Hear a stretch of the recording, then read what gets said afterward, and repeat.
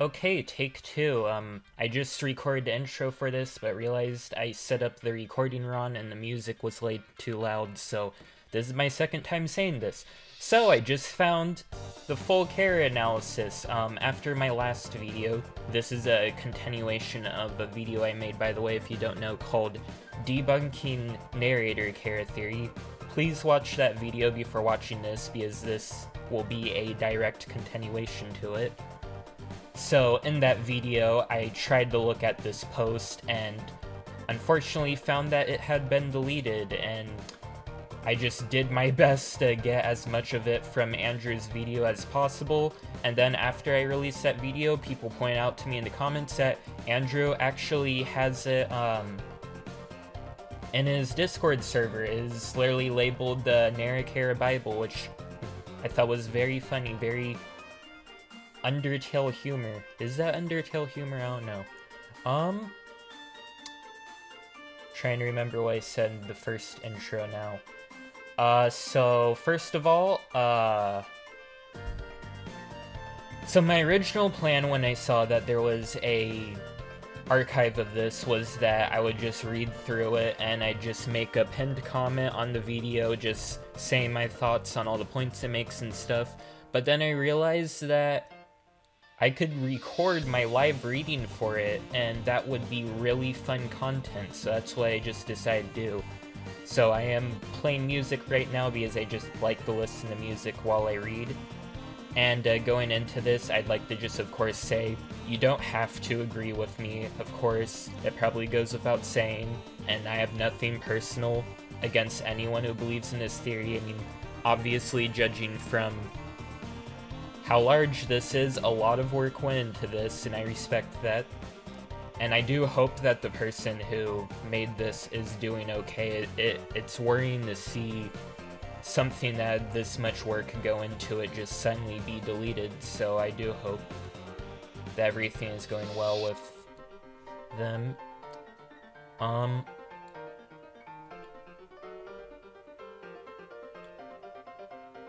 So also, I don't mind arguing about this theory in the comments or anything. If you're by chance watching this and worried that you said anything rude in the last video or anything, don't even worry about it. I was admittedly somewhat heated myself in parts of that video, so it's just human nature.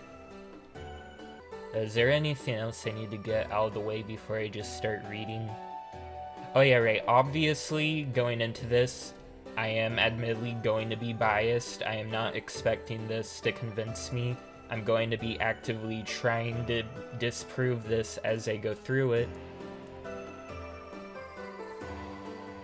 But basically, I wanted to look at the full version of it because I think if I'm going to try and debunk a theory, I should at least try to give it as much of a genuine chance as I can. So yeah. Greetings. Classic. So I've been working on this meta post for around 3 months now, gathering screenshots, gathering feedback, gathering more screenshots. The result is what could conceivably be called thorough. So something funny I also said in the first time I recorded this was that I find it funny that they say 3 months because it literally took me exactly 3 days to make that video I made. Obviously though, of course, I've put more thought into it outside of those 3 days. It's something I've been thinking about for a very long time, and I just decided to go ahead and try and put it into words in a video, and typing out the script and reading it and putting together all the visuals and stuff took me 3 days, so yeah. Compared to the animation I made as a header, the post content was much harder to put together and write. I consider the animation icing on the cake. If you like the animation and like Kara or don't like Kara, then please consider reading the meta. It's finally done. Sections. Part 1, Narrachara. Part 2, Kara and Frisk. Part 3, In Life. Part 4, Hope. It's an acronym. Oh, I remember that. Someone has left a super long text post with poorly resized screenshots and crappy jokes line here. Smells like over-analyzing and projection. Read it. Absolutely, I'm an Undertale fan. Gonna turn this down, Susie's being a little... Huh, that actually doesn't really affect the volume much. I need to do it here, I guess. Yep, there we go, it's better.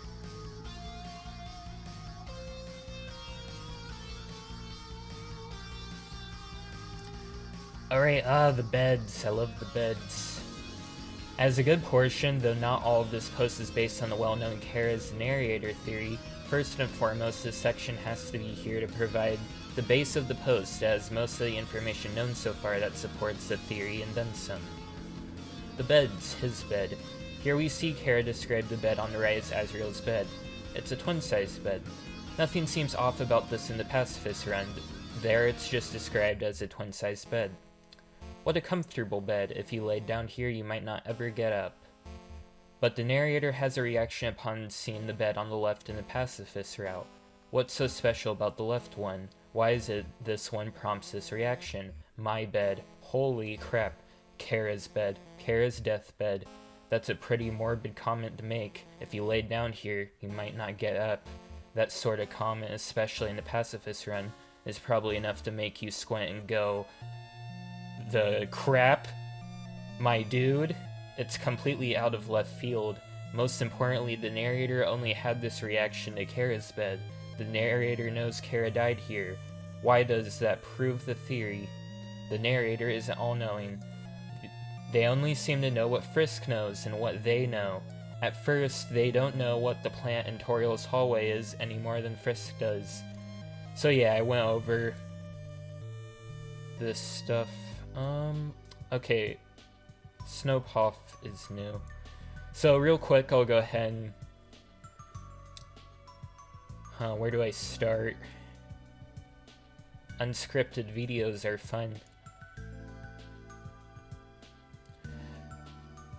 So, point of argument that a lot of people made with my first video is that a big reason that the narrator theory exists in the first place is that in the genocide route, when you look at the mirror, when the narrator says, "It's me, Kara," that brings up precedent to then suspect that Kara could take over narration in other routes of the game. Now, my counterpoint for that is that Frisk looking in the mirror and then the narration saying, "It's me, Kara," also brings up precedent for Kara being able to take over Frisk, and therefore also being able to take over Frisk and other routes of the game. And basically the main point of my argument in that video is that I think if we are playing as Frisk, then the narrator can be representing what Kara thinks and feels, like narrators in other games like Amori do with their main characters. And so the reason why there is so much narration that references Kara is simply because rather than Kara being the narrator is Kara's narrator. Alright, I will continue now. The narrator isn't all-knowing. They only seem to know what Frisk knows. At first they don't know what the plan Toriel's hallway is any more than Frisk does. Then Frisk reads the book about it. Now the narrator knows what it is. And yeah, I already, I think, made a good point with the Amori comparison. So yeah, the point of the Amori comparison is to go that basically if you wanted to, with that one dialogue about someone familiar being in the photo, you could argue then that if the narrator is an in-universe character, then the reason it doesn't say that is because basically you could argue that the narrator is an in-universe character that wants to keep the truth from us, but obviously if you know the story of Amori, you know it doesn't do stuff like that, and that would be a dumb argument. And so I think trying to argue that because the narrator here acts like it doesn't immediately know something and learn something, that doesn't automatically prove that the narrator itself is its own entity. It can just be reflecting how our character feels, and like our characters suddenly learning that the plant is called a water sausage can be like reflected in the narration being like, oh, it's a water sausage. here it is. That's my take on that.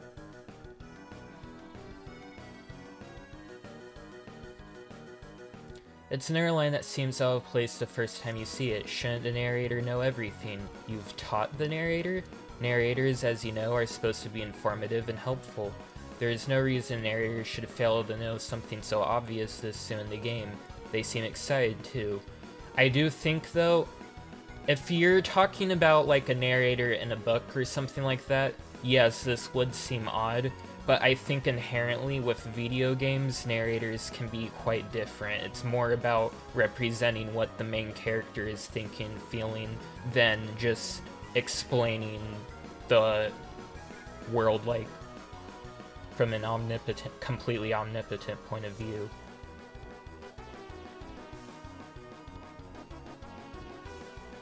And they may not have known what a water sausage was called, but they knew what a golden flower looked like when they saw it at the very start.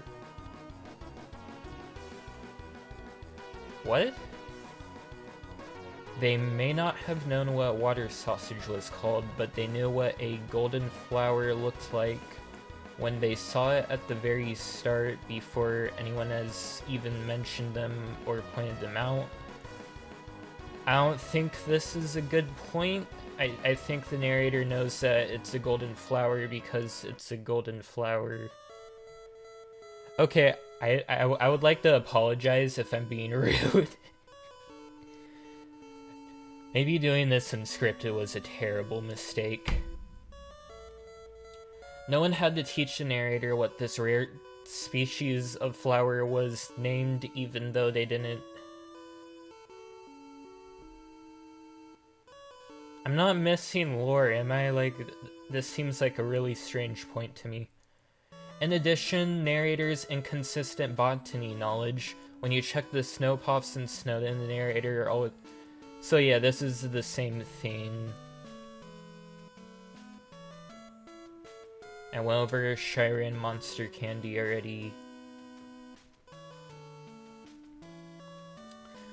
The narrator knows something about this bed but makes it different from the bed on the right. They reacted this bed only and passed this rather morbid offhand remark here. Mind you, this is still a pacifist run in white text. Despite not knowing everything, they know what happened here. Frisk does not yet know what happened in this bed. Kara does. The voice! Oh, wow, this is here. Nice. There is a jarring moment in the pacifist run where narrator completely breaks their usual way of narrating. It's Azrael's phone call.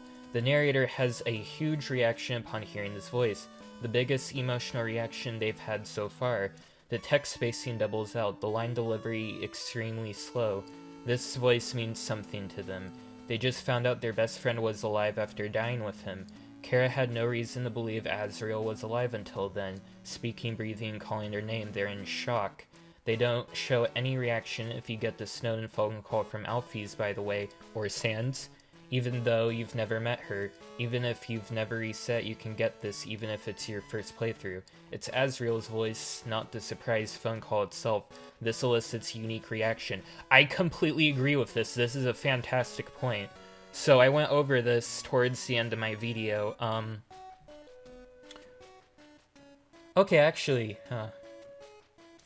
So the main point I tried to make in this video was that this is actually good evidence against my theory, and the best argument I can make against it is that... So according to my theory, since the narrator is just a regular narrator in my theory, the narrator refers to both Frisk and Kara in second person. But what's weird about that is that this feels like a big moment, and the narrator describes it as a voice you never heard before, so if it is talking about Kara here, it seems weird that the narrator would say this. My argument, though, is that the tone of Azrael's voice here, and the tone of Azrael's voice once you actually meet him face to face later is different. And even if you do believe that Kara is the narrator, this line would still be strange because Frisk has heard Azrael's voice before. They hear it when you listen to the tapes in a True Lab. Now, even considering that, another point I make is that I do think the intent of the author can be as important as the evidence, and this does just feel like a big moment, so I still think this is pretty good evidence against my theory, but is not completely concrete because of the fact that Frisk should recognize Azriel's voice, but the narrator still says they don't, and so I think it could apply to Kara too because of that difference in tone. Serious mode. Oh yeah, I completely forgot about this. Serious mode is actually a really cool thing in Undertale. And that does show that like some thought goes into smaller things like narration, so that is a good point for Narrachara. There's a mode called Serious Mode, full list of changes here, in which the narrator drops the little jokes they usually make, particularly on the items. Heh butts pie. Alright, water break, water break.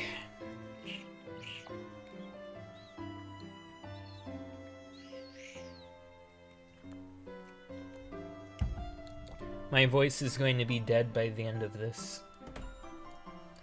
Butts pie, spider don't, leg hero, mandana, and then more serious versions, pie, spider donut, L hero, bandana. And becomes very somber during the fight, and at times very quiet. Serious mode happens on 4 occasions. Holy crap, the dreamers! That's so cool! So much attention to detail! Toriel's fight, Asgore's fight, Azriel's fight, and the entirety of the bad times. Oh. Does serious mode not activate when you're fighting Undyne the Undyne? That's interesting, that activates for Sans, but not Undyne the Undyne. Unless, maybe it does, and I'm going to assume that it doesn't since it just says bad times here. Huh. In other words, serious mode will only happen during Dreamer family fights on neutral pacifist routes. And speaking of bad times, examining the photograph of everyone smiling in New Home elicits a similar reaction.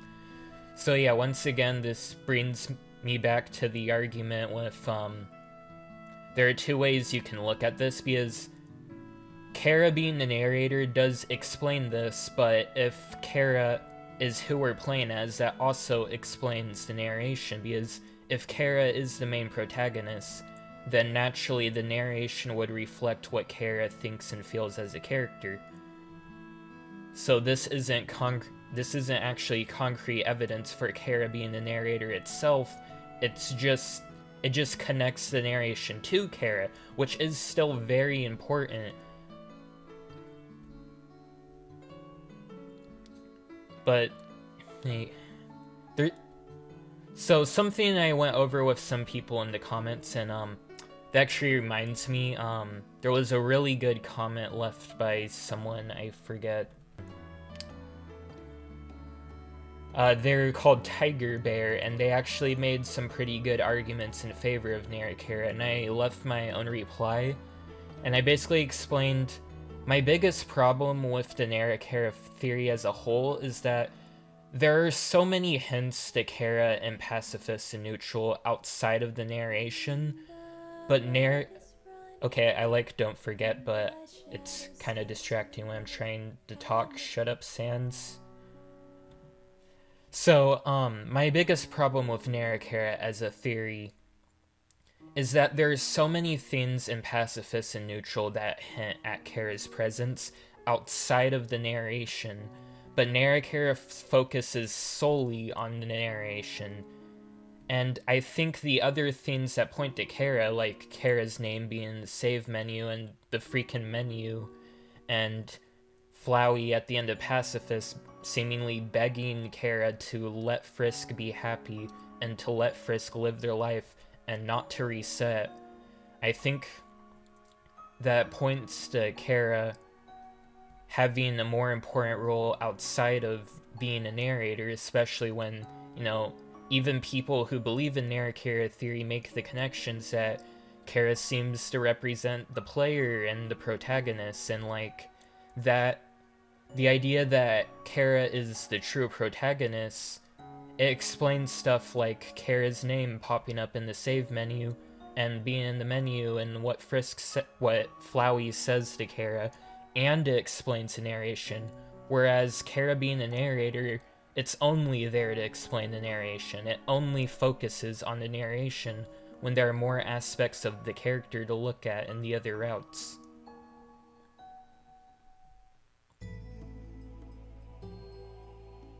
Somehow still gives him pause even after everything that's happened, even Flowey after... Oh, here it is! Even Flowey after all his runs like this was so jaded by then that his base reaction to these scenes was just LOL. Classic Flowey. Speaking of Flowey, Flowey confirms Kara was awakened pacifist and also confirms that Kara can reset! Kara can reset! Look at the save file! Oh, man. My parents are going to think I'm insane. Flowey is not talking to you. Flowey is not talking to you. He's begging someone to reset, and he's talking to Kara, and it's a big deal, and no one talks about this, and it drives me insane. Flowey is not talking to you, although you are meant from a gamer's perspective to take the following speech personally. I agree with that. Kara can be named by you, but they don't have to share your name. Some people say, what am I supposed to name the fallen child? I have not seen this tweet. What? Hello? Hello? It's me! Insert your own name here. It's like Kara is you, like a reflection, like that's the point of the mirror, not the narration. I like how I started this off being like, yeah, I'll be civil and try to give things a genuine chance, and I'm not mad at anyone who believes in the theory. That's what I said at the beginning of the video. That's what I said, yep. I'm very mature. I hope my microphone hasn't been peaking from me yelling. I mean, if you can't think of anything else... Oh.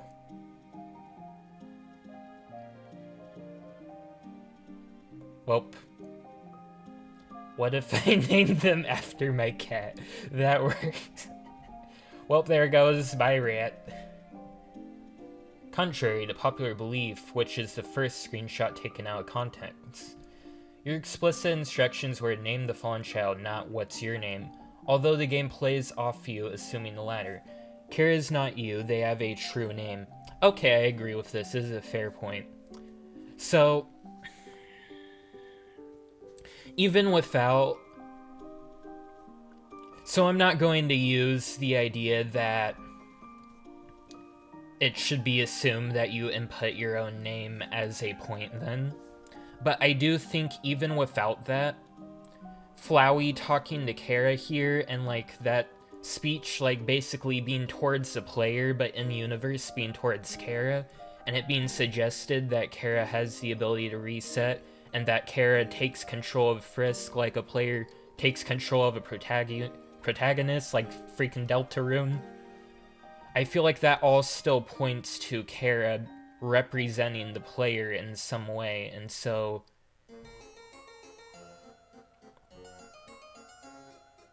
even though I do think Kara does have their own personality and their own character traits, I do feel like a big part of them is meant to represent the player, and I feel like that explains the narration and everything else better than, well, Kara being the narrator does, because Kara basically being the player also explains the save file, and also explains what Flowey says, and also explains the menu. And Kara being the narrator solely explains the narration, but nothing else directly connects.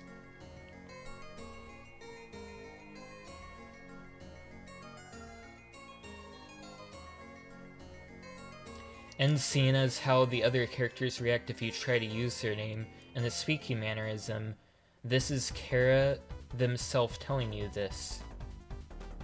Oh! That's an interesting point. So if you don't know, you can name yourself different characters in the game, like Sans, Papyrus, and stuff, and you'll get dialogue up here from them, basically usually making jokes and stuff. Flowey's, though, is my favorite, because if you input the name Flowey, he says, "I already chose that name." And that line just, like, honestly gives me chills. But yeah, if that's the case for them, then yeah, I think it's arguable that when you input the name Kara, the person who says the true name is Kara, so it's like Kara themselves saying, "This is my true name." I think that's interesting. Doesn't directly connect to the narrator in any way, but it's still interesting. In the game, we play as Frisk. Are you sure about that? And, see you later, Kara. The expression he's making in the first panel is not of someone talking to a stranger. Flowey's talking to Kara at the end of the pacifist run, with the same name he has been calling them the entire game, except now he knows that they and Frisk are not the same. I agree with this. So, another point that people made in the comments of my video is that Azriel makes a whole big deal of saying, you know, there's a difference between Frisk and Kara. I mean, not Flowey, well, technically Flowey, but Azriel does. And they were arguing that once Azriel turns back into Flowey, he basically projects and sees Frisk as Kara. But I think after that, Flowey still, like, retains the experience as Azriel of understanding they're different people. So I don't think Flowey would go to Frisk and act like they're Kara again. I think here, Flowey is actually talking to Kara, and therefore actually asking Kara not to reset, not Frisk. And that's very important. That's a very big deal, because if Kara is the one who actually has the ability to save and load and reset, and if they're capable of taking over Frisk in a genocide route, then that points to them being like a more active force in the other routes than being a background narrator.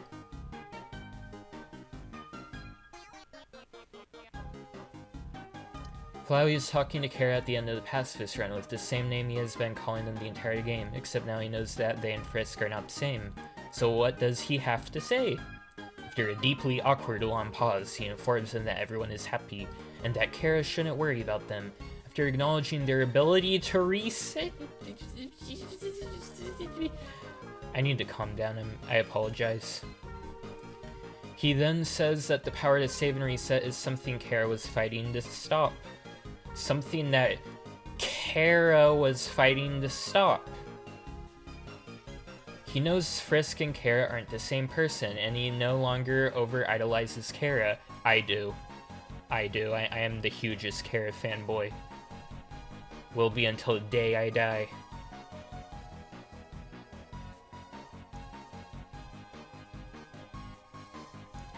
But he has an idea that Kara, by the end of the pacifist run, has been fighting the power to save and reset, asks them not to do it themselves, and tells them not to be worried about everyone.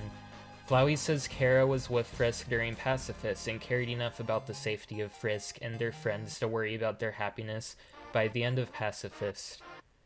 Combine all these with the well-known free screenshots, here they are. It's me, it's you, it's me, it's you. It drives me nuts. The narrator is speaking in both of these screenshots, still in Toriel's house in white text. The narrator didn't say, it's you, Kara, they said me. The Kara equals narrator theory is made pretty obvious by this. The mirror dialogue could be taken as its big reveal. You can read more evidence here and here. Alright. Here we go. Somehow it feels fitting that the Spamton music is playing now, because I am about to sell you some big shot deals, some big theories, so much Chromer. I don't actually know how this connects to Spamton at all. So I point out in my video, in the genocide route, the narrator still constantly uses second person. Seemingly even when they're describing Kara. You look at the heart locket, it says, you can feel it beating. Now, Tiger Bear actually made a good point against this. In the Sans fight, Kara seems to say things like, just keep attacking. Now, we know in the genocide route, Kara has control over Frisk, so who would Kara be talking to when they say stuff like that? The answer would have to be the player. So, if in that narration, Kara is talking to the player, that means that when in the genocide route, Kara talks in second person, they could be referring to the player in second person. This also helps explain the freaking press X to open your menu, or C, or whatever when you get the monster candy. Especially because, as other people also pointed out, there are times where other characters say stuff like that. Like during the Papyrus Hangout, he says, like, press C to open the dating HUD or whatever. Now, the thing is that the big point being made here, though, for Narrachara is the emphasis on the narrator describing Frisk specifically in second person. But now, if you're also saying that the player can be described in second person by the narrator, then suddenly this is less powerful, because if two different entities have already been confirmed to be referred to in second person, then that makes it more likely that Kara could also be referred to in second person.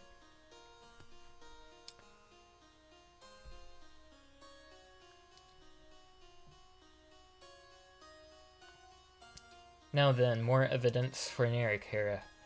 Jeez, I am barely through this. I'm going to die reading this.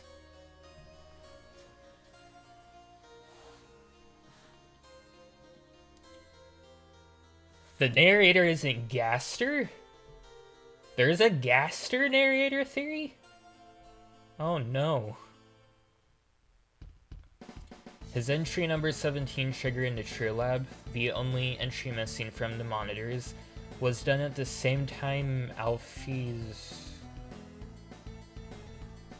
Uh-oh. Uh-oh, we're getting into the Gaster lore. Oh no. Alright. His entry number 17 triggered in the True Lab, the only entry missing from the monitors, was done at the same time Alphys was conducting her determination experiments. That's just completely untrue. This doesn't prove anything against Narrachara theory, but I'd like to just point out this is untrue. The Gaster followers specifically say that after Gaster disappeared, it took a long time for Asgore to find a replacement, and that replacement was Alphys, so Gaster and Alphys were not working at the same time. So this is just wrong. Meanwhile, the narrator, it's some kind of operating table. It's sticky, it's a refrigerator, it seems to contain samples of some kind. It seems like this controls the elevator's power. Seems rather unsure of the whole True Lab, so yeah, Gaster's not narrator, I'm glad we got that clear. And gosh diddly darn it, the narrator isn't Toby, this is... oh no! Oh no! Don't make that... oh, that's... oh no...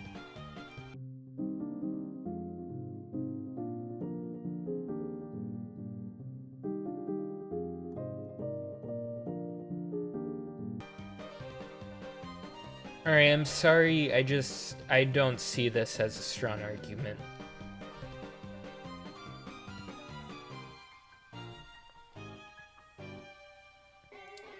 The narrator isn't Frisk, I agree with that. I honestly just think the narrator is a narrator. That is my honest belief. When Frisk's name is revealed in Pacifist, they say still just you, Frisk, so yeah. And they also say you can feel it beating in Genocide.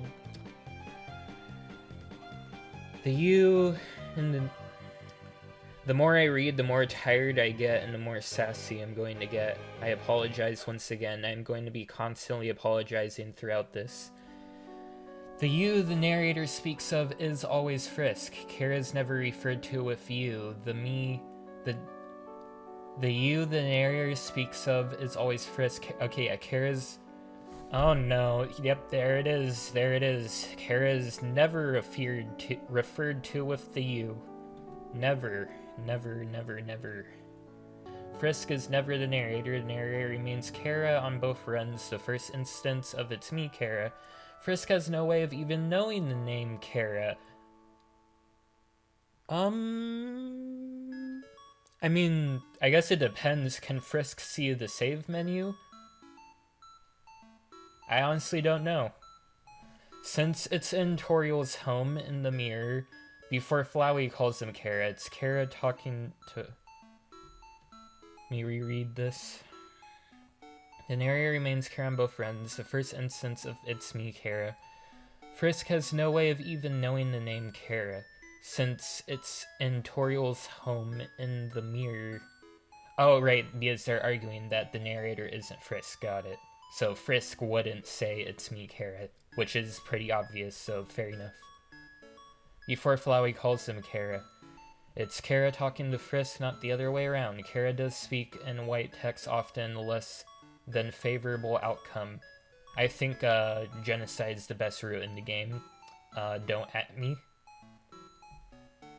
But they now seem to use red to describe things they feel especially emotionally strong about something. I agree with this. No problem here. Red text is also used by the narrator and pacifists when they sarcastically get excited about something that's not actually that interesting at all. Red text is also used by characters other than narrators, such as Toriel when she says Asgore. On top of that, the narrator seems to be explicitly in the same place as Frisk, which is to say, in their head. It felt strange to lie in the bed. It feels entirely too small for you now. Because they didn't say, you felt strange lying in the bed, they said it felt strange, and they say that feels too small. It feels to them too small for Frisk now. And it seems Frisk talks... Oh, yep, here we go with Snowdrake's mom. Okay.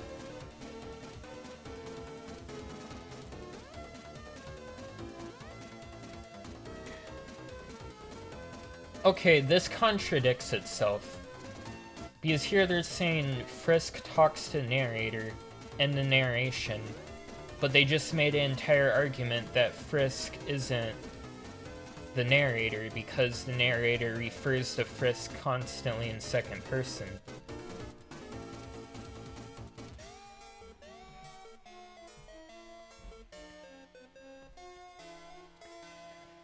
The person who's in Frisk's head can communicate with and be heard by Frisk, likes to make little morbid comments about Kara's deathbed, gets very quiet on most routes when confronted by dreamers, reacts to Azriel's voice, and only ever refers to themselves by name as me, Kara, while referring to Frisk as you, Frisk.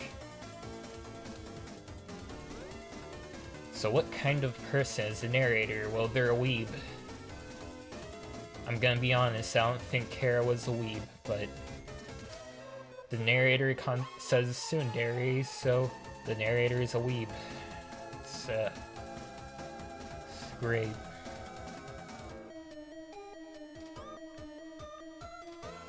They seem excited upon seeing the toys in Toriel's house. There's a small pause in the narration if you don't skip as they assess Frisk's thoughts. Look at these cool toys, they don't interest you at all.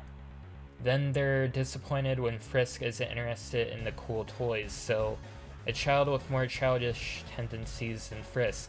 Okay. I've seen this a lot, this like characterization of Kara being childish, and it might not be unfounded. So a lot of comparisons can be made between Chris and Deltarune and Kara and Undertale. And Chris has been shown to be very childish. They pull a lot of pranks and stuff like that. However, from what we know of Kara and Undertale, they are characterized as being very mature for their age. They were a very troubled child. They are a human who hated humanity. There was a legend about a mountain that is said to make people disappear, and they willingly chose to climb this mountain, and Azrael says they didn't climb it for a happy reason, which straight up just alludes to suicidal tendencies, and they, create a crazy scheme that they get their best friend involved with that involves them literally killing themselves, so their best friend can then go to the surface and kill 6 innocent people to then become God. Like, Kara was not a normal childish kid, I don't think. So, to me, all these jokes in the narration is another reason why it makes me feel even more that Kara is not the narrator. I just don't think it really goes with the character that Toby presents, and, like, all the times we hear about Kara in Pacifist. So here's Metaton checks. Okay, I'm honestly just going to start reading my head because I'm getting very tired, and if important points come up, then I'll read them out loud. And then I'll talk about them. I am dying. Please send help. I think this is a bit better than some of the other examples, but this can also just be seen as the game itself making fun of you, rather than being a character.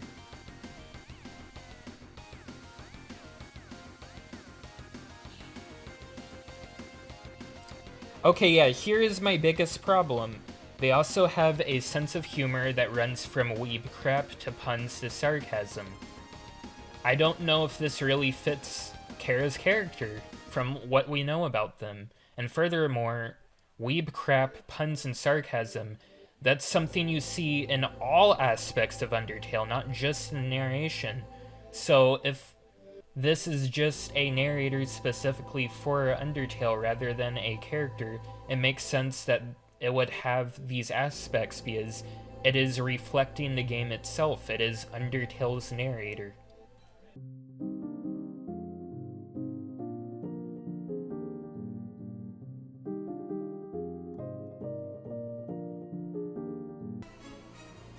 Stovetop. I've read this already. In my way. Where are the knives? Nothing useful. Sound a little like a gamer speedrunning, doesn't it? It doesn't really sound like Shay to me. Kara can be corrupted. This is fair point. This is fair point.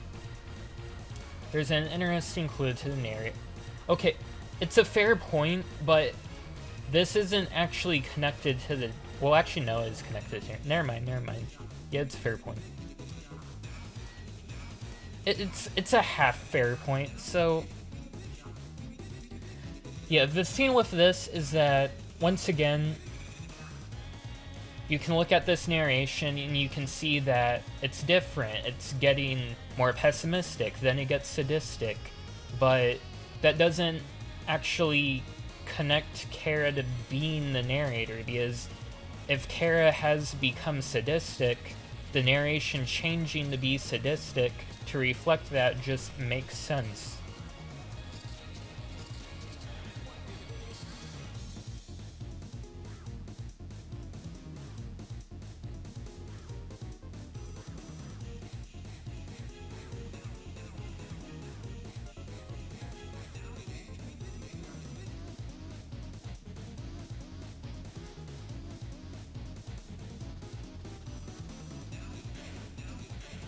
Oh, I love this one! It's so funny looking through this because, like, it points at so many points that I point at whenever I talk about what I think of Kara, but it's literally the whole thing really is just the thumbnail I made for that video. It's like, it looks at all the same things, but personally, I just feel like it misses the main point. I feel like the main point of Kara isn't that they're supposed to represent a narrator, it is that they represent a player, and they represent a video game protagonist, but the narration is just part of that, but Narrachara makes that the main point of the whole thing.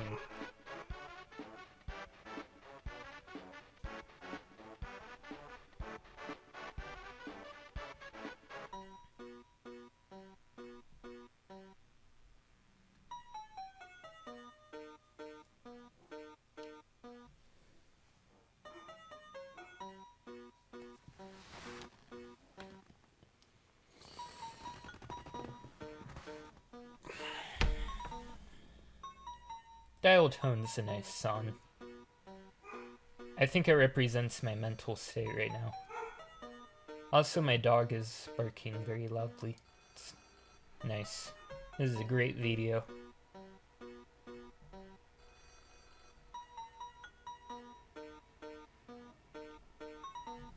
Alright, I think it's break time for me. I'll be right back.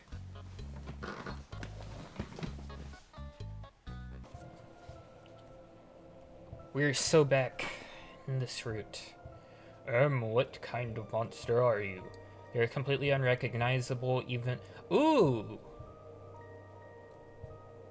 Okay. Okay, here we go, here we go. Yeah, here's something I can argue with. Okay.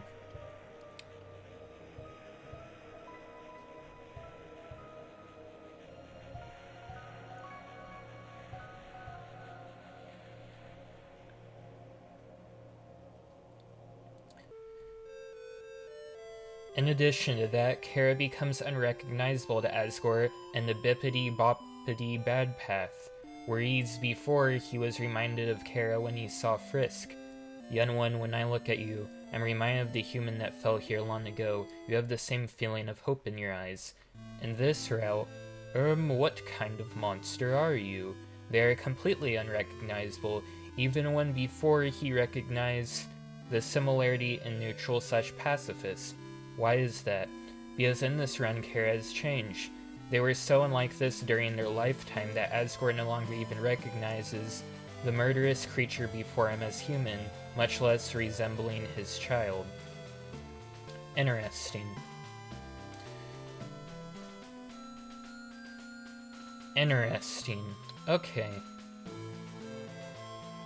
So, of course, point out the first obvious thing, this isn't really about the narrator, but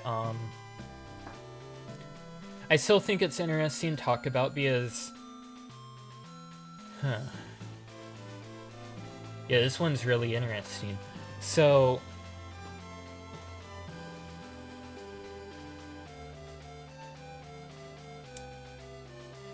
first of all,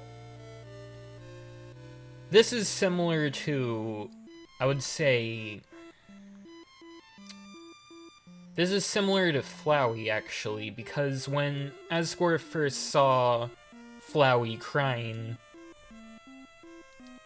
in, like, basically Flowey's first timeline, Asgore recognized him. Now, of course, partly that's probably because Flowey just told him that it's him, Azrael.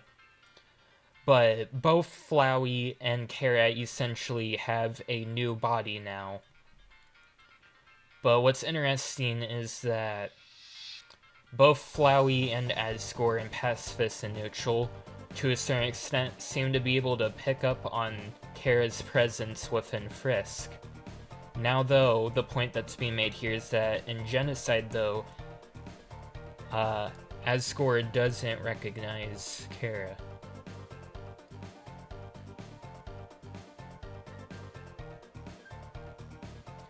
So basically, the main point being made here is that, yeah, your actions can change Kara, and I think that is a fair point.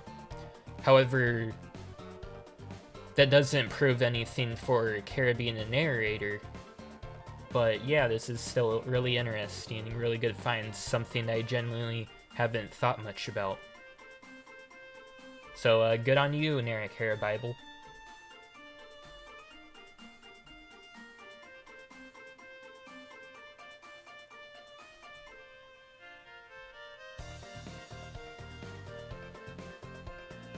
Yep, there's the year guidance.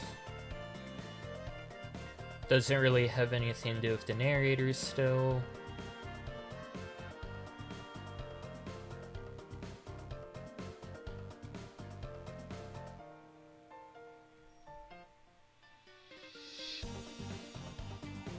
They're soulless like Flowey. Ooh, this is interesting. By the time we show up, Kara's own soul is long gone. No, you're empty inside just like me. In fact, you're Kara, right? Yep, I agree with this. I agree with all of this. This is how he's able to recognize Kara, and that This is not a commentary on how Kara acted in life, because you've been killing countless monsters, and there's no way anyone would let that fly. Kara was planning on wiping out an entire village of humans. That is something Kara was canonically planning on doing. I feel like people do not think about that enough. Kara was not a normal child.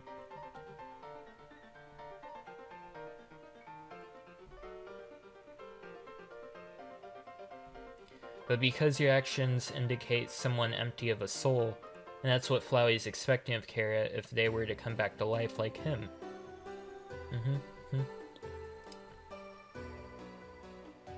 Even after Kara saunters up with the same colored red soul they always had in life be inside them, Flowey assumes it's stolen. He's Ron, it still frisks. Oh, okay. Okay, we're about to get into points of argument. Alright, so initially, what do I think of this line of thought? So I do agree that I think it is Frisk's soul. I think Kara's soul is gone, and therefore Kara is now basically a soulless being. However, I think Kara has completely taken over Frisk's soul in the same way that Chris's soul has been taken over in Deltarune. Now, I think it's worth pointing out, I don't think this was made when Deltarune was out, so it would be much harder to go to that line of thought. But I do think Deltarune is very much worth considering when discussing Undertale, because straight up Toby says on the Deltarune site that Deltarune is meant to be played by people who have completed Undertale, so there is a connection. Throughout the newsletters and stuff, he has also described Undertale and Deltarune as being a series, which, you know, implies actual connection. They're both written by the same person, so yeah, I think there's very much precedent to think that it works like that, so I don't think Flowey is wrong to describe it as a stolen soul. I think, and like, yeah, once again, the mirror basically, the mirror says it's me, Kara, you know? Like, Kara is taking control over Frisk, so therefore I think describing it as a stolen soul is actually accurate, so I think Flowey's actually spitting facts here. Asgore has never seen a soulless, murderous person. Being soulless is unprecedented until Flowey. Right? But Flowey has, and he's been waiting for Kara to turn up. As a soulless person, just like him, Flowey is fully expecting that if Kara were reborn, they would be soulless, which is how he recognized them as someone empty like me, a being with no soul, but how does he figure? First, when Kara and I combined our souls together, their souls are combined. When Ezreal lost his, Kara lost theirs. I agree with that. That seems like the most likely thing that happened. This is something that I've thought about a bit, because it makes it clear that when humans die, their souls stay around. When monsters die, their souls disappear. But it doesn't really say what happens when a monster and human are combined, what happens to their shared soul. And since Kara's soul seems to be nowhere to be found in Undertale, I think it should be, I do assume that both of their souls were destroyed when they died. Kira confirms that they don't have a soul by their comment here. This soul resonates with a strange feeling. I cannot understand these feelings anymore. It seems as though they were once able to understand these feelings, but are no longer able to. Even with Frisk's soul, why is that? Look what happened when Flowey got 6 souls, he turned into that. Yep. Like Kara, who's attached to Frisk's soul, even when they don't own it, Flowey can feel what the souls are feeling, but those feelings are incomprehensible, not his own. Frisk had to save him while he had the souls to make him feel love again. I agree with all this. The Kara who's doing the Dusty Dance here is about as much like the original Kara as the Flowey we meet is like Azriel. Yeah. So, yeah, I talked about how, of course, Kara was willing to wipe out a village of humans.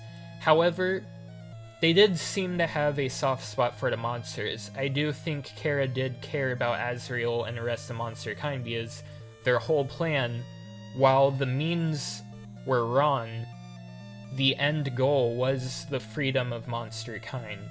And that's why I think of Kara as a morally gray character. So I think back then Kara probably wouldn't want to go on a genocide spree wiping out every monster they can, because while they hated humanity, they seemed to love the monsters. But I think when Azrael essentially betrayed them by not going through with the plan, and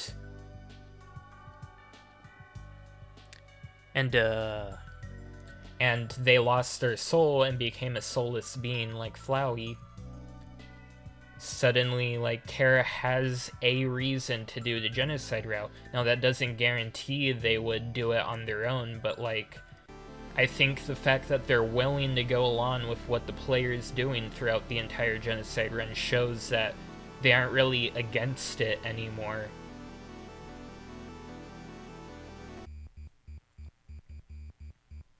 Even soulless people can learn.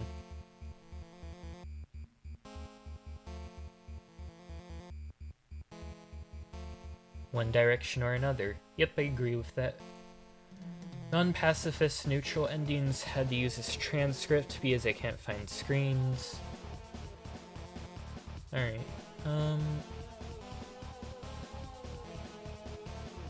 so yeah, I actually think I do pretty much agree with all the stuff about the guidance. Depending on your actions, Kara can learn to be a better person, or they can learn to be a worse person, but none of that actually proves that or connects to Kara being the narrator. Holy crap, I finally made it to part 2. Kara and Frisk are undeniably connected on all runs. Alright, this is gonna be all the same points I've been making, isn't it?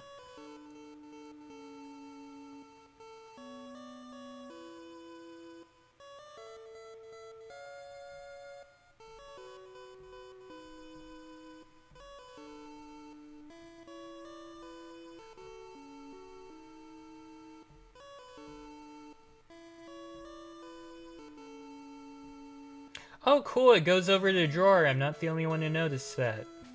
Awesome. Oh wait, actually it doesn't go over what I went over. So the drawer, the flower seeds represent Azrael because he becomes Flowey, and the broken crayons represent Kara. Because in Kara's room, if you check the drawing of the flower, Kara says it's my drawing. So it is implied that Kara both liked flowers and liked to draw. Here, though, it's talking about how Toriel planted the flowers over Kara's grave, which is still... yeah, that's good to know.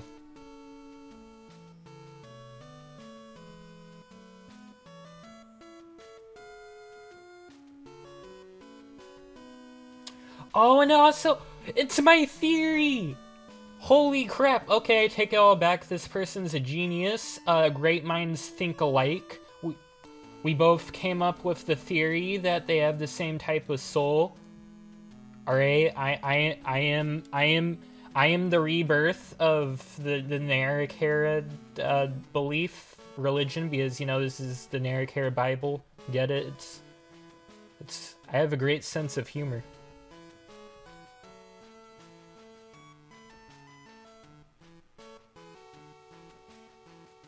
So, okay, yeah.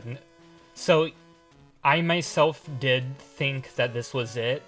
I have changed my mind on this, though. I literally do just think that the player is what brings Kara back. I do like this idea more myself, but I think just based on what Kara says, and I already pointed out how Kara takes control over Frisk and genocide, so the person they must be talking to is the player. Everything Kara says here is being said to the player, so I think they're saying it's the player's power who brought them back, not Frisk. But yeah, I do agree that this is a cool idea. and made me really happy to see this, actually. That's really cool.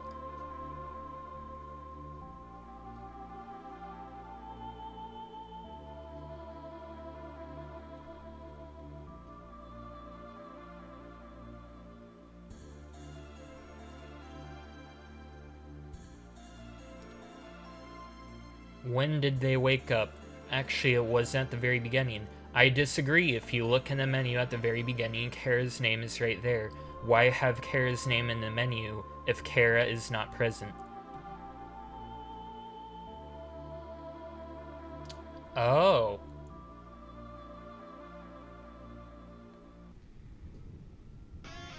Kara's name is not there. Okay, this is an interesting point. So this is something I've noticed, but I never knew what to make of it, because I noticed also in New Home, Kara's name disappears. And I don't know if that actually means anything significant or not. So yeah, I'm actually unsure here, so I'll have to make sure I read this carefully to say if it brings up any points I agree with or find interesting. Alright, we're finally getting into new argument territory. Oh boy.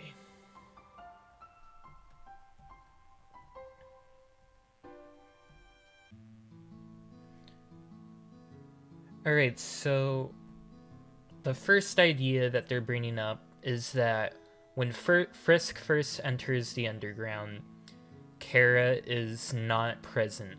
Now, there are multiple reasons I disagree with this. The very first thing I stated is Kara's name being in the menu.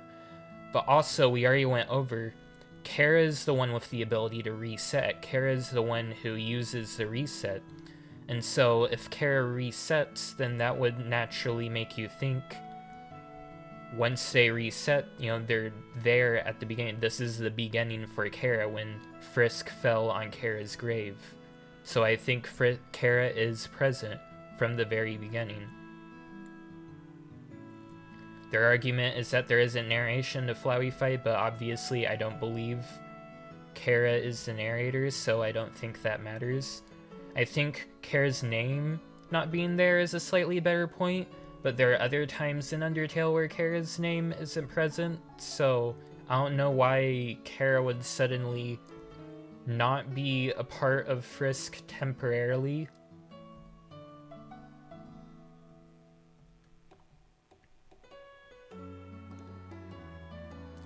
Then they talk about how the narrator seems unsure, and once again, I feel like that's not a super strong point.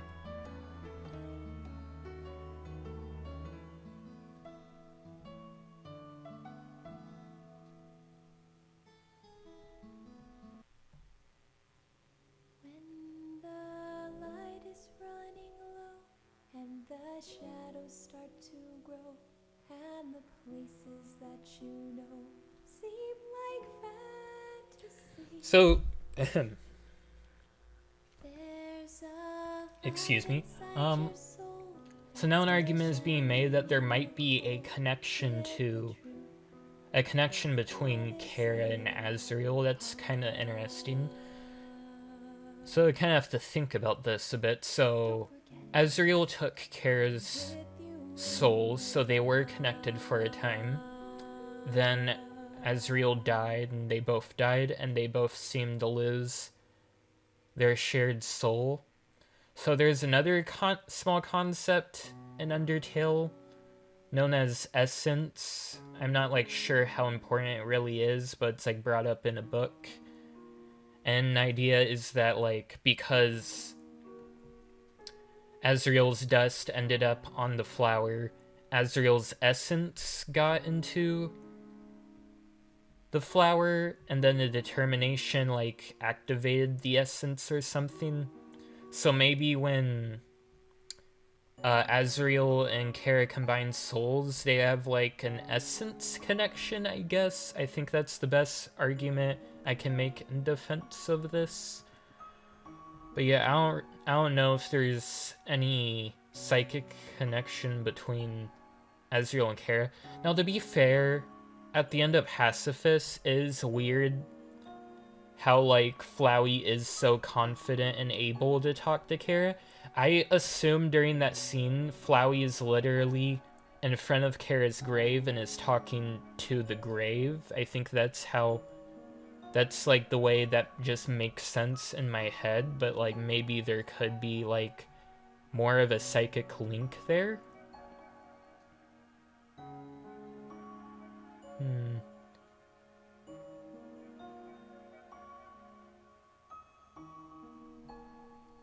So yeah, this is kind of interesting.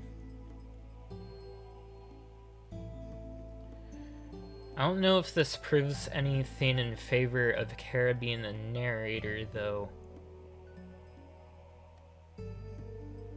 Like, the point this is making is that it's possible that Kara could have strange connections to other characters, but whether Kara is the narrator or Kara is just straight up possessing Frisk, I feel like those are both a connection, so this actually works in favor for thinking of it either way, I think. So yeah, I don't really know, but once again, this is pretty interesting.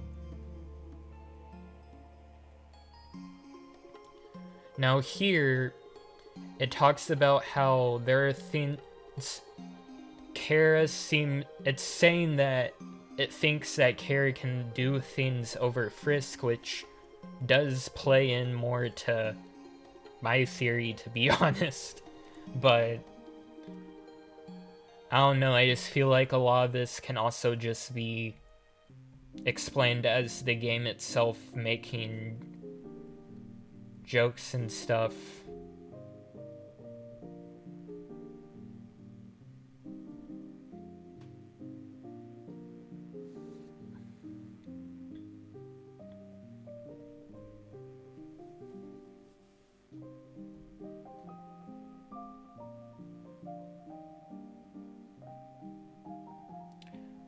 Although it seems like Kara is generally, geez, I can read, content to take the back seat, as Azriel did for most of his and Kara's walk on the surface. As they said, they woke up confused and considered Frisk's preceding actions guidance.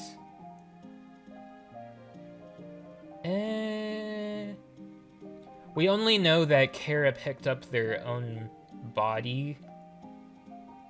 Other than that, Azriel describes it as control was split, so it seems like for the most part they had equal control. Then once again with Frisk, at the end of the genocide route, I think Kara is talking to the player. The dialogue just doesn't make sense to me if Kara is talking to Frisk, so what Kara considers guidance is us, not Frisk. I just think that's an important distinction.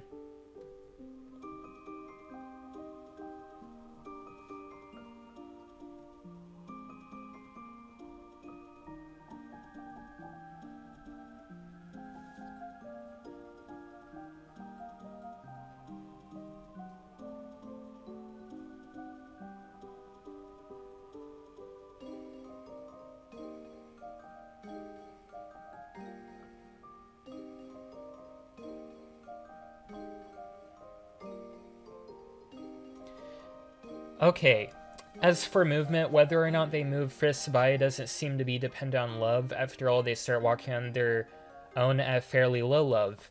I agree with this. I think Kara could do this at any time throughout the pacifist route. I think that the reason that they don't do this is because Kara is at their most optimistic in the pacifist route, and therefore they are nicer to Frisk there. They don't use Frisk as a meat puppet like they do in the genocide route. And that suggests that rather than Kara being a background narrator, they actually have control over Frisk.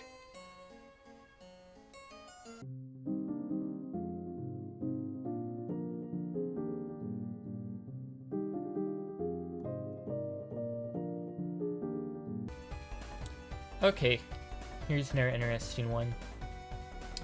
So it's going over how love is your capacity to hurt. And this increases when you choose to kill monsters. And it's saying that Kara's love starts at 1, therefore Kara is not a violent person. Now, once again, Kara canonically had a capacity to hurt people before the events of Undertale. A canon event that happened is that Kara came up with a plan to wipe out an innocent village of humans. That is a capacity to hurt, so I do not think Kara's love starting at 1 actually properly reflects that.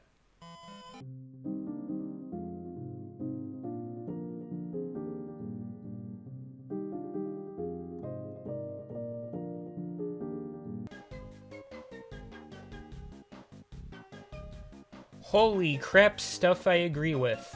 So, why aren't they using their control over Frisk more if they always can? Kara likes and wants to help Frisk. And as for what Frisk needs help with, that can change dramatically. Okay, something I kind of agree with.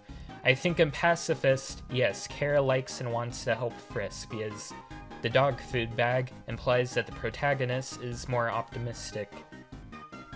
In Genocide, however, you look in the mirror as Frisk and it says, "It's me, Kara." Kara has completely taken over Frisk. Frisk is gone. They are done so.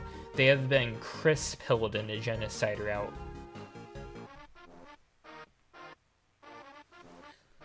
So now we're looking at a lot of the Czech dialogue, and basically it's making the argument that since Kara lived in the underground before, they might know the monsters well, which could be the case, but like, it could also just be the game itself having a regular narrator and informing you on the monsters like a lot of other RPGs do. And once again, Andrew himself pointed out in his video that there are multiple times in combat where the narrator shows thoughts and feelings from the monsters. Now, earlier though, it did make the point that there maybe could be like a psychic link between Azrael and Kara, but I feel like that feels less likely when it's just random monsters, because there's at least some precedent for that. I talked about the whole essence thing, and Kara and Azrael's souls were literally combined for a while, but with random monsters, it just makes it seem a lot less likely.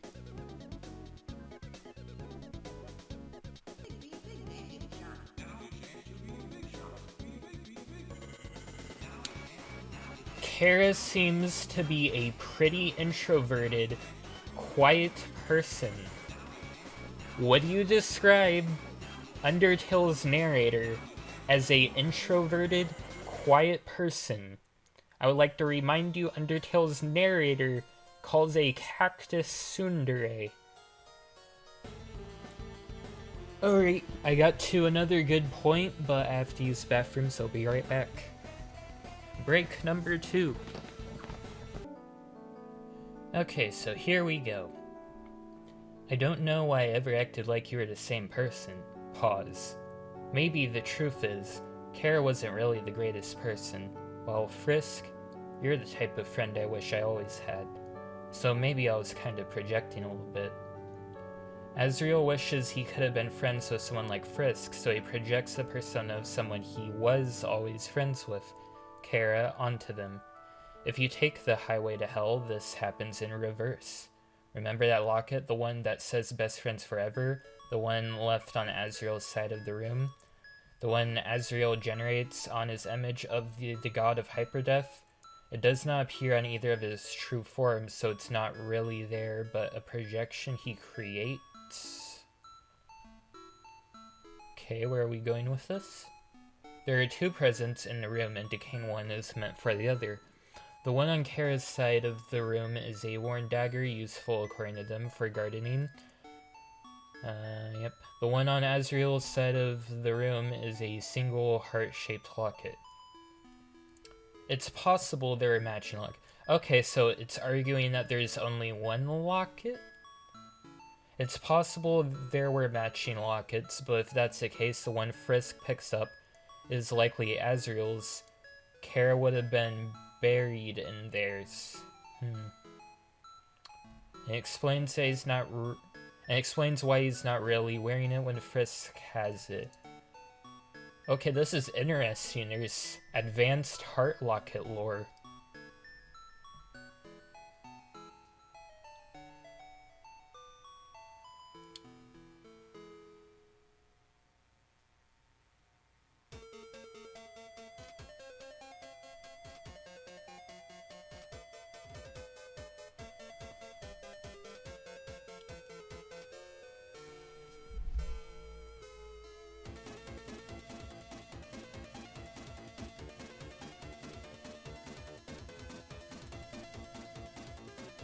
Regardless, the locket in the box seems to be Azriel's. This locket belongs to Kara's best friend, which in this run is Frisk. I actually think in this run it would probably be the player.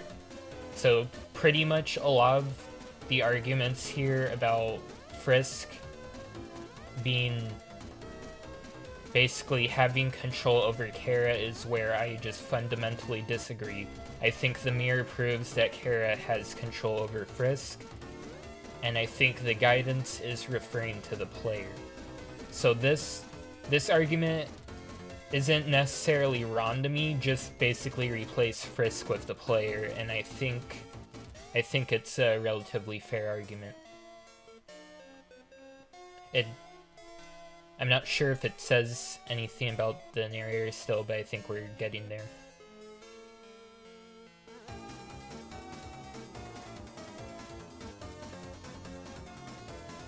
The U is always Frisk.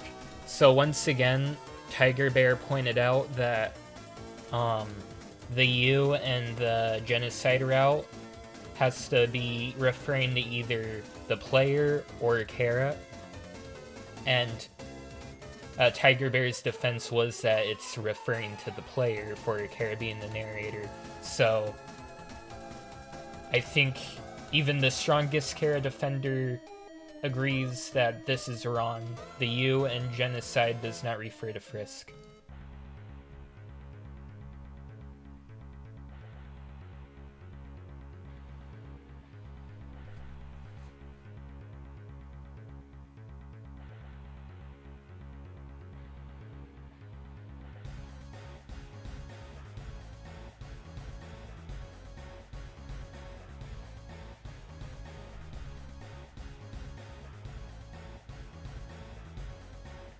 But this interpretation is interesting. So basically what they're saying is there was only one heart locket and it belonged to Azriel. So basically, since there are two presents on each side of the room, since Kara liked flowers, the dagger was a present for Kara, and the heart locket was a present for Azriel. And the real reason why in Genocide Kara says right where it belongs when you equip the locket is because they see you as their new best friend, I guess. And since it says best friends together, by putting it on, it's like both you, the player, and Kara are wearing this heart locket that says best friends forever. And yeah, even down here, when you choose to erase the world with them, they say we'll be together forever, won't we? And I actually think this interpretation is really cool. Alright, here we go again. Kara doesn't hate or even want to take over Frisk in this route. Once again, completely disagree. Mirror says it's me, Kara. They are taking over Frisk. That is just part of the genocide route. I will not compromise on that point. And their first kill, since love hasn't increased before their strike and is still 19, this proves they could have fought without your input, implying they have more control than Frisk does. But allowed you to be in control of this fight as well, even including the spare option. You were still guiding them. And I agree with this, but it doesn't prove anything for Kara being the narrator. Once again, they're talking about Frisk guiding them, or they think that Frisk guided them. And Kara seems perfectly aware of the player at this point. Like, in the mirror, says it's me, Kara. Frisk doesn't have any control anymore. Kara has taken full control over Frisk, but they're talking about how we did this together. We have become all powerful. We reached the absolute. We did it. So it only makes sense if Kara is aware of the player at this point and is talking directly to us. I need to drink more water.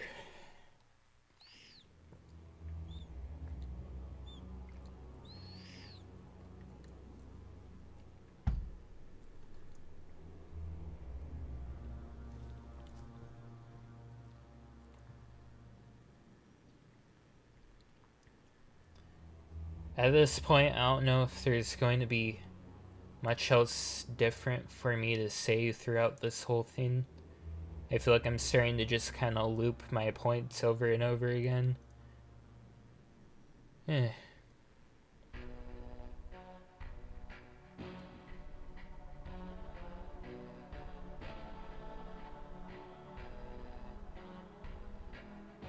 Okay, now we get into the selling of the soul.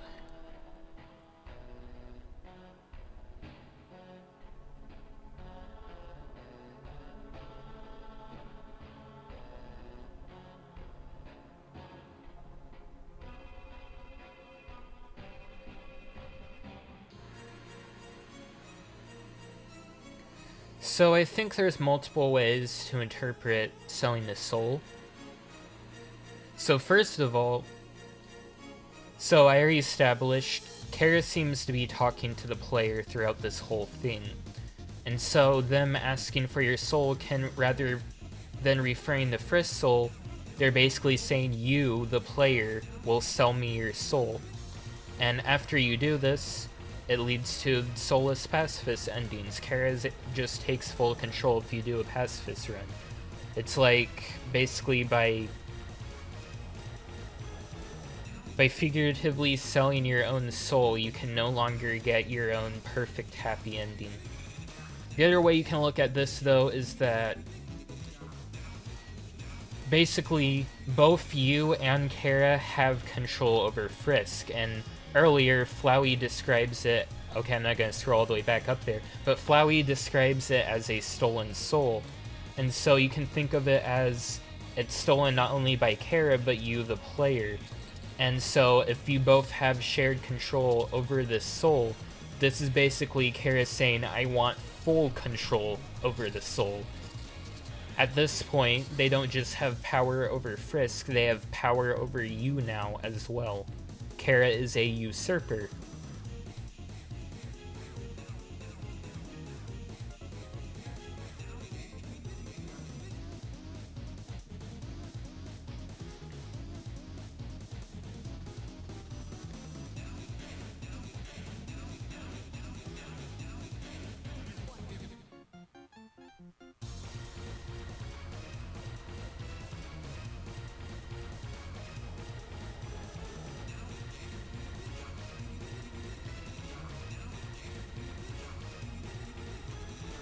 And yeah, here we get into Kara has their own personality. They don't completely agree with everything you think and do.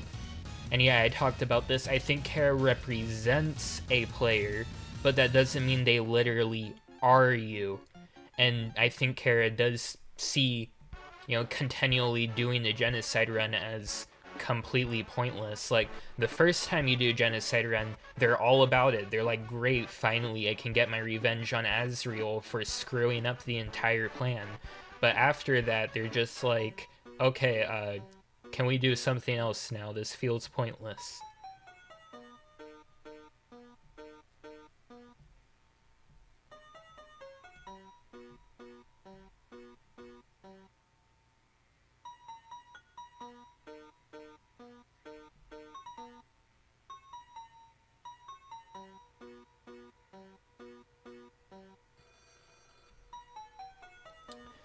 Asgore would have taken Frisk's soul and wiped them out, and by killing the children up close and personal, he's proven he has the mettle to do it. If Kara wanted humanity destroyed, they need only give Asgore Frisk's soul. They could even inhabit the now completely soulless, determination-fused body like Flowey does, if they chose. Are they saying that Kara could inhabit their own corpse? Well, the difference there is Flowey's body is a living plant. Kara's body is a deceased human child, so I don't think it works like that.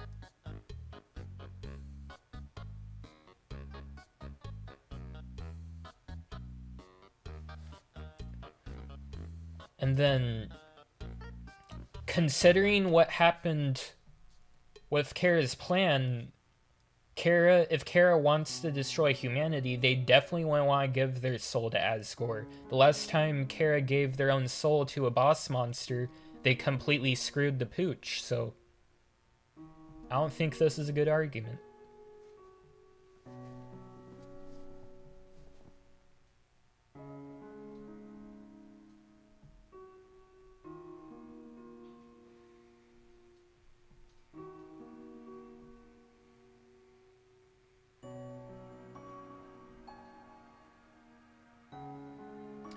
Oh, look, it's another example of the narrator being omnipotent when it's convenient to the plot. Seems saving the game really is impossible. Alright then.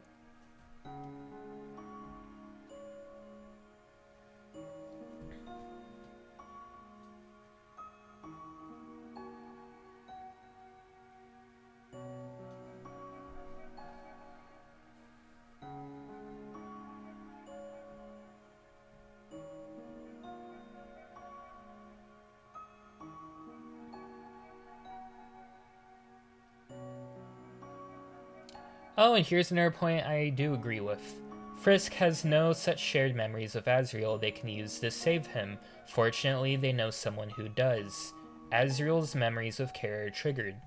And yeah, this is another big point I make in my video. There are multiple times where you see Kara's memories, and these memories have nothing to do with the narration. So I don't see why the main point that we get from this should be, oh, Kara was the narrator the whole time. I see it as, oh, Kara is basically with Frisk.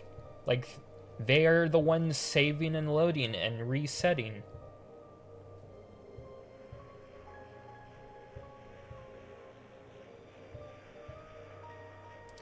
I made it to part 3. Oh, we're going over Kara's origin story now, oh boy.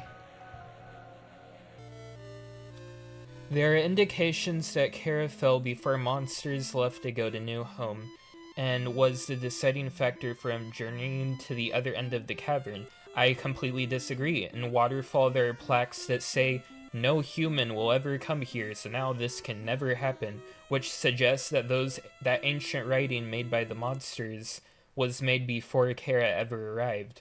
So we at least know that the monsters must have made it all the way to Waterfall before Kara entered the underground.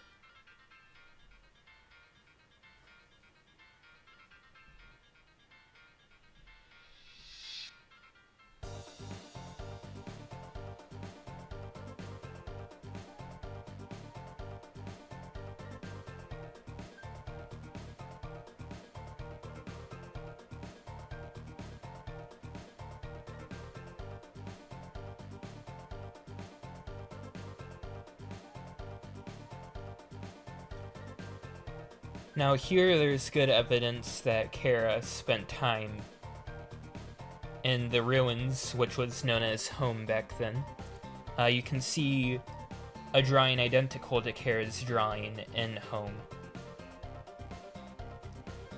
So yeah, I think that does at least make it likely that they probably didn't make it to New Home yet, but they were like already exploring the entire underground, I think. So now it's going over how Kara hated humanity, and it's defending Kara for that because it's saying basically Kara might not hate humanity just because, like, they're a serial killer or whatever. It's because humans treated them poorly, and I do agree with that.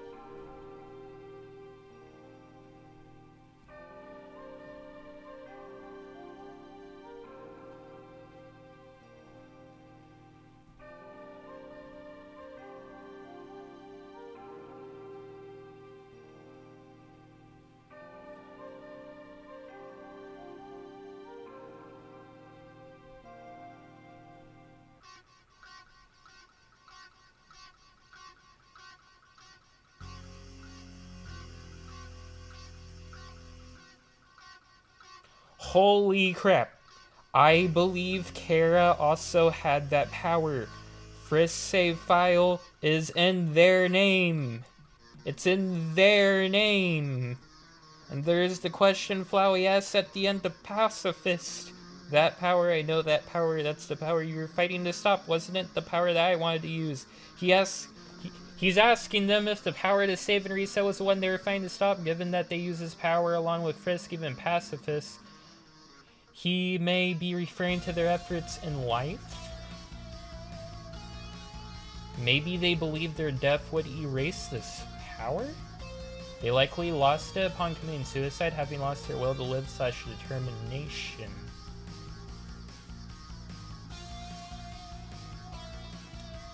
Okay, now you've lost me.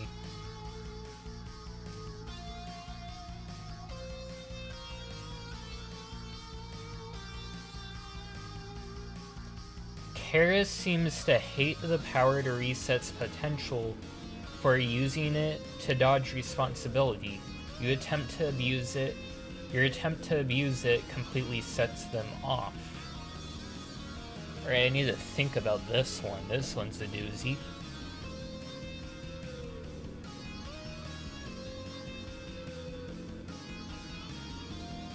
So it is arguing that I think people from Kara's village had the ability to reset, and Kara hated that ability and hated having that ability.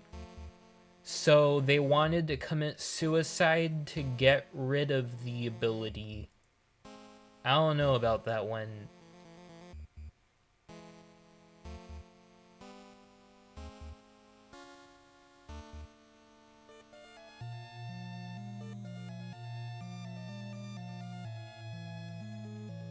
I don't know about that one.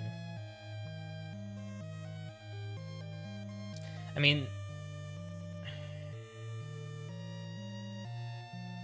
the main reason, at least for a time, that Kara poisoned themselves was the goal was to free monster kind. I don't think that had anything to do with the ability to reset.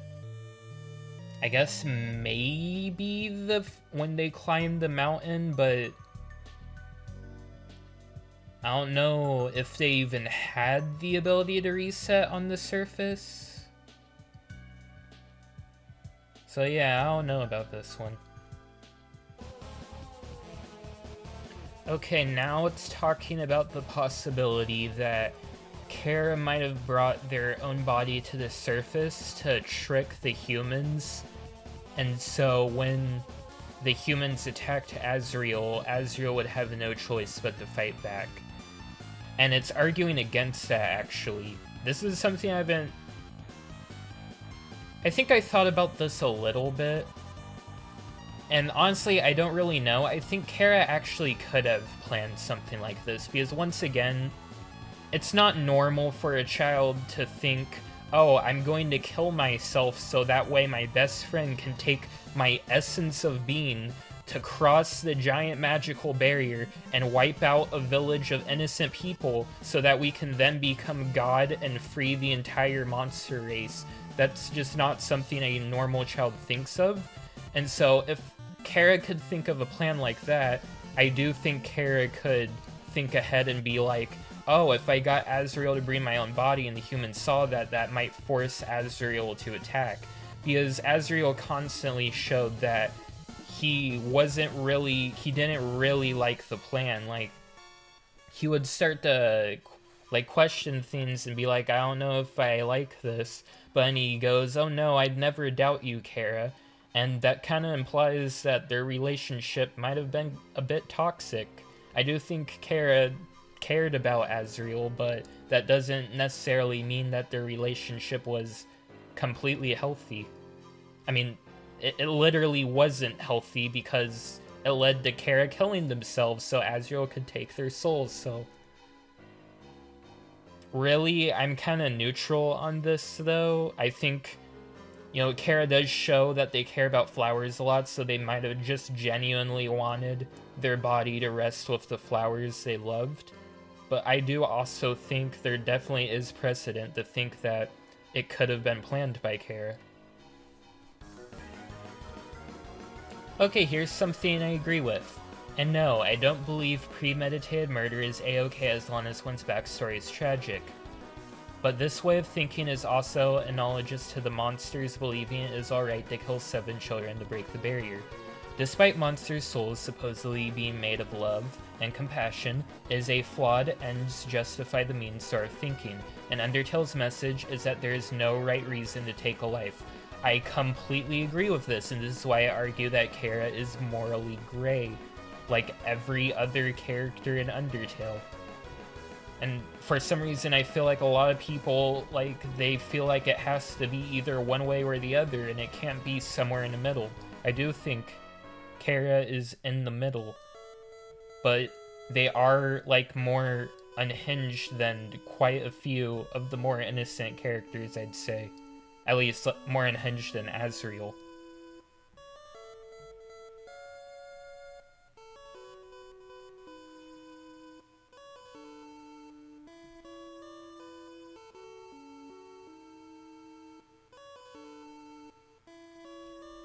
Their plan was to just take 6 souls, yep, just kill 6 people. This was as far as the plan was Azriel approved and could be called our plan. Okay, but like throughout the recordings, Azriel's constantly like, I don't like this plan, Kara. I don't want to do this, Kara. And Kara just has them go along with it anyways. Oh, I talked about the connections here between Kara and Toriel in my very first Kara video. Neat.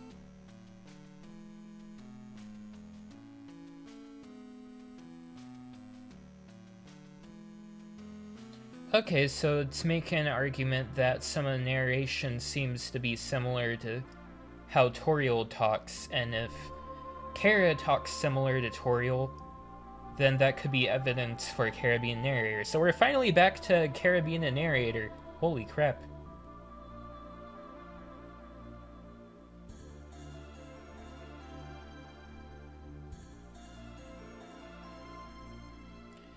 So once again, I think that the narrator is Kara's narrator, and so the narrator reflects Kara's thoughts and feelings. So therefore, I think a lot of it being possibly similar to Kara's personality. At the end of the day, we really don't know that much about what Kara's personality was like exactly before they died. But the narrator can just be reflecting what Kara's personality is like, assuming that this is Kara's personality throughout the pacifist and neutral routes.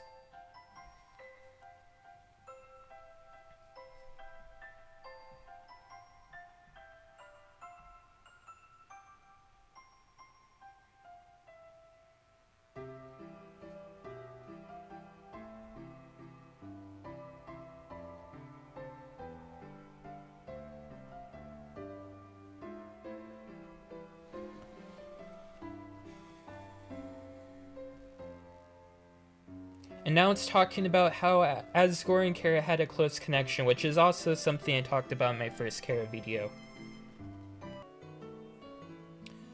Okay, so it just talked about how Kara laughed it off when they accidentally poisoned Asgore, and it's using that to reference what is said about Snowdrake's mom if you choose to laugh in the laugh menu, where it says, "You laugh and keep laughing, it's so funny you can't stop, tears run down your face.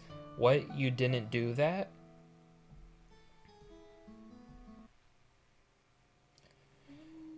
Now, once again, gonna repeat this for like 10th time. Yeah, you can make a connection here to Kara, but that doesn't prove that Kara themselves is saying this to Frisk. This can just be reflecting Kara's mental state. You know, this is a very like traumatic situation, and since it's making a connection that Kara tries to make light of situations like that, the narration reflecting that can also point to Kara being the one who is currently in this situation rather than narrating it. I'd say they loved him. I don't think they could have predicted the events that would occur as a consequence of their failed plan, but as much as they loved each other, their relationship, as we know, wasn't perfect. I don't like this idea, Kara. After Azriel initially says he doesn't like the plan, it seems like they press forward with their reasons. They seem pretty dead set on the plan happening. I think they had already decided to kill themselves a while ago. They had a detailed plan already in mind of it. Then, after he agrees, they must have asked something like, "Do you think I'm wrong, or do you doubt that it will work?" And this idea seems to actually offend Azriel, who has been speaking haltingly before them. "Yeah, you're right. No, I'd never doubt you, Kara. Never." And this is where things go wrong. This is what I was talking about. Huh.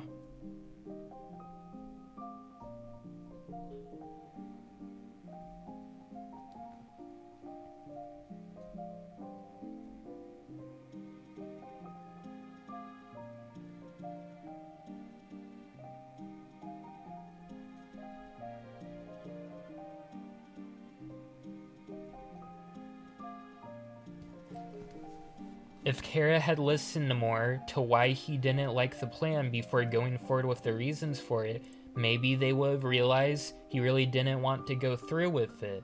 Not just because he didn't want them to die, but because he also didn't really want to kill. Yes, this is the intended written character flaw of Kara.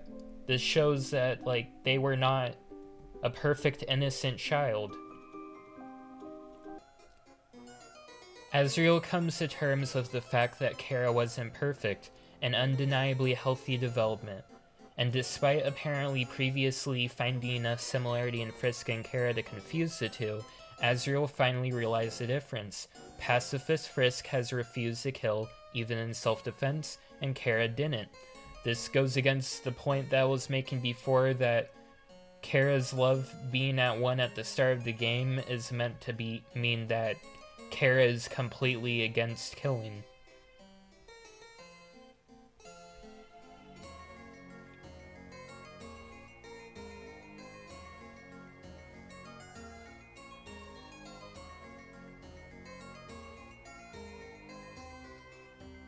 I feel like now I'm not even arguing about Kara being the narrator, it's just about whether Kara is innocent or evil or whatever. I don't know. See, in the neutral pacifist route, he seems to get this idea that Frisk is Kara, calling them up on the phone as Azriel pretty quickly after the Photoshop Flowey fight. He brushes this off as projection, but then he talks to Kara after pacifist, knowing that they were with Frisk, knowing they could save, and even seems to have an idea before the fight that Kara is inside Frisk. So what he's telling Frisk here isn't entirely true, but he also doesn't out them by name as the voice in Frisk's head. And then it's back to calling Kara the narrator.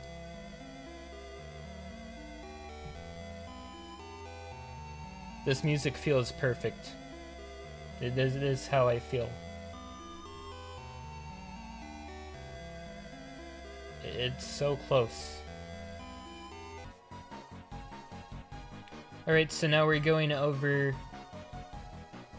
how Kara liked to draw, and it's also pointing out that Kara quoted poetry in the genocide route, which shows their intelligence even at such a young age.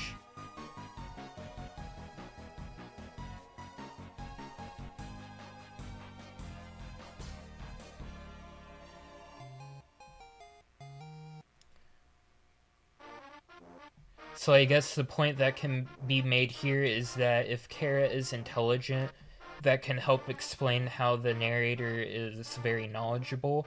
But on the other hand, the narrator can be knowledgeable simply because they are a narrator.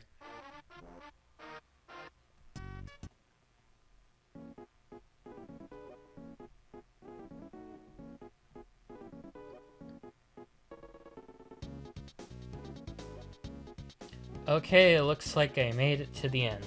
The message. There's a message in the streams. Oh wait, never mind, I haven't.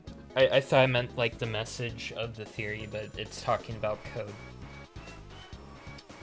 There's a message in the streams of data from Kara that doesn't show up in game under any circumstances. It's a message for people who look at the game data, right at the very top.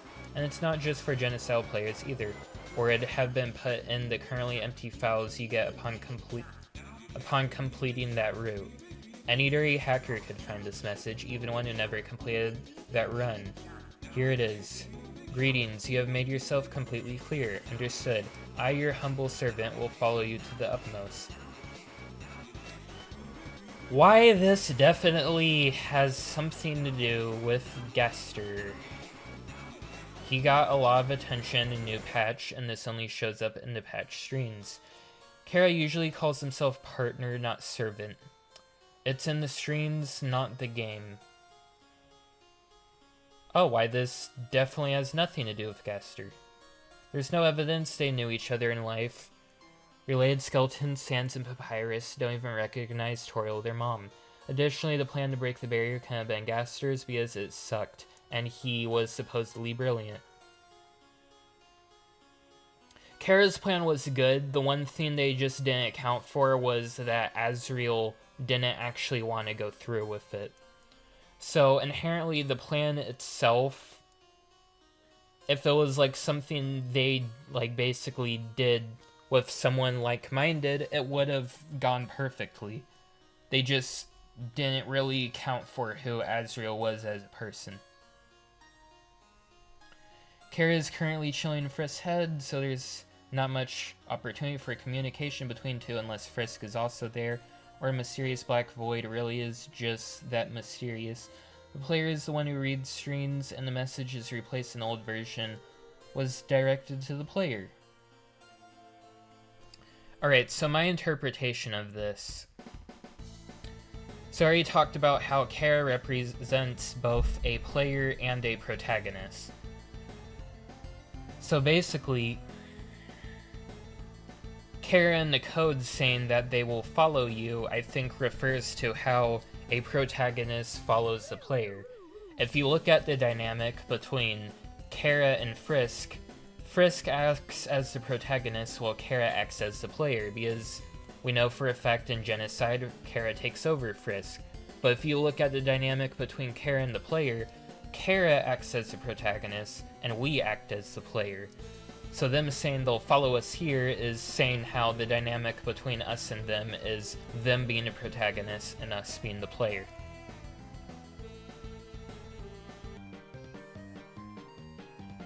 I made it to the end. I did it. Okay, I'll be right back. One more break and I'll give my closing thoughts.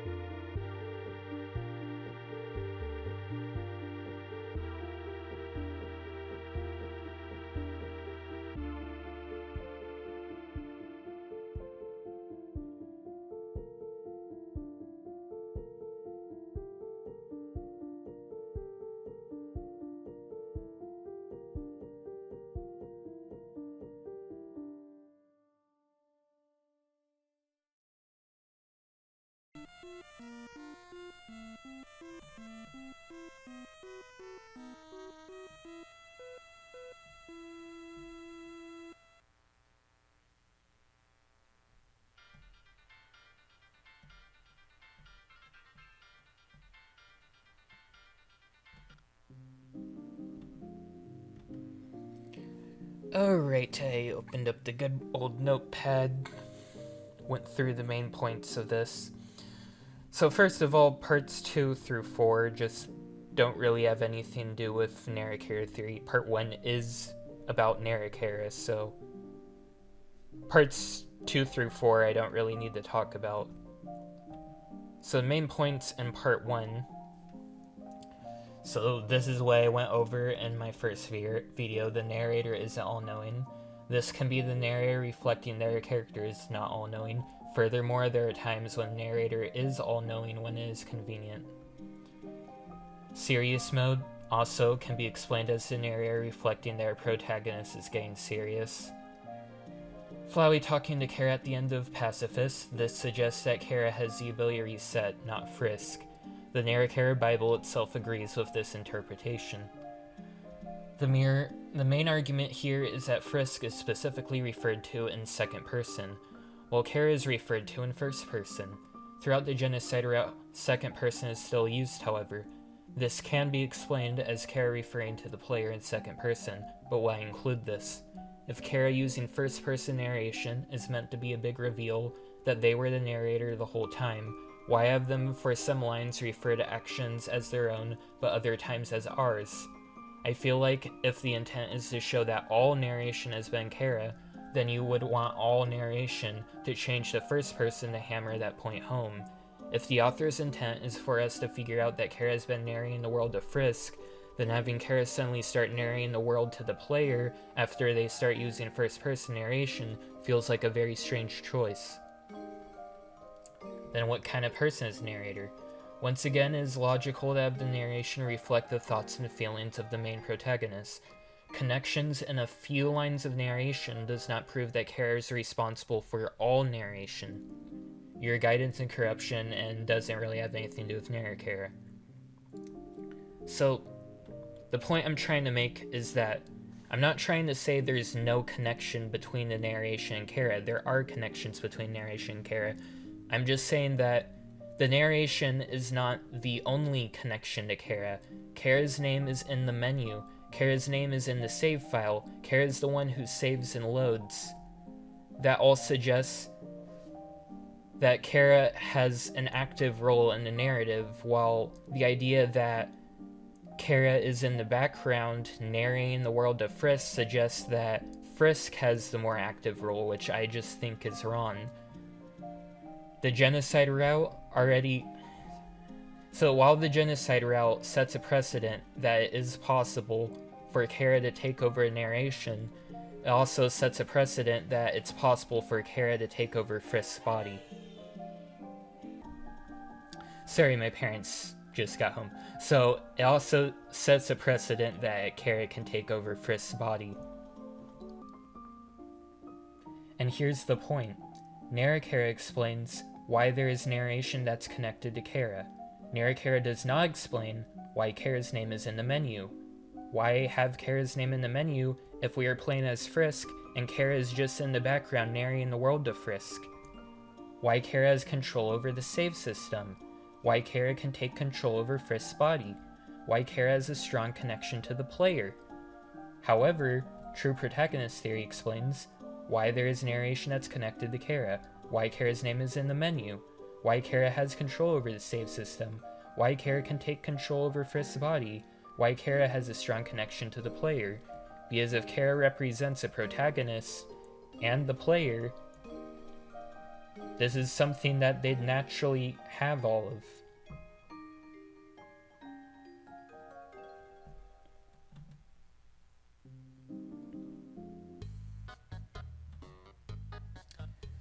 Alright, I don't think there's anything else for me to say at this point. I'm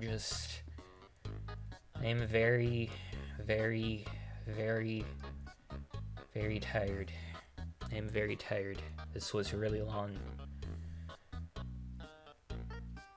Yeah. Cool.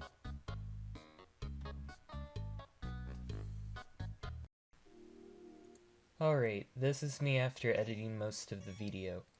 Looking back on all this footage, I think there's one last thing I want to say.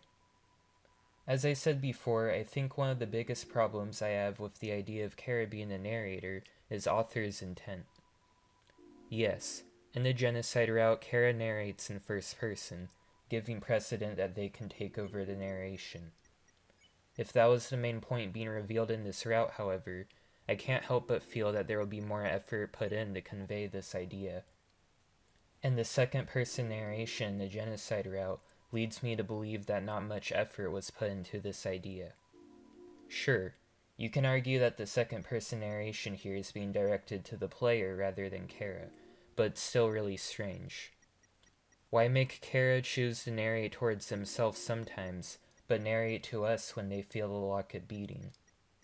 If the first person narration is meant to be a big reveal that Kara was the narrator all along, why mix in new second person narration that makes the reveal less obvious? To me, the point of the reveal of the mirror doesn't seem to be that Kara was the narrator all along. It seems like the point is that at their worst, Kara takes full control over Frisk. Them taking control over parts of the narration using first person is meant to convey how they have taken over control of Frisk themselves. Kara being the narrator doesn't really add anything to the things they seem to represent, and in my opinion, Narrachara leads to a total misrepresentation of their character. Kara is not completely innocent, and they are not forced to do the genocide route. They are characterized to have the capacity to hurt people before the events of Undertale. However, they also have the capacity to do better.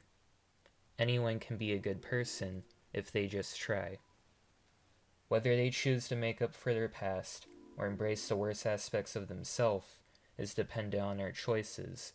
However, those two sides of them are always there, even without our input. That's all I have to say. I don't think I plan on making any more videos about this because I don't think there's anything more to say. This is finally the end.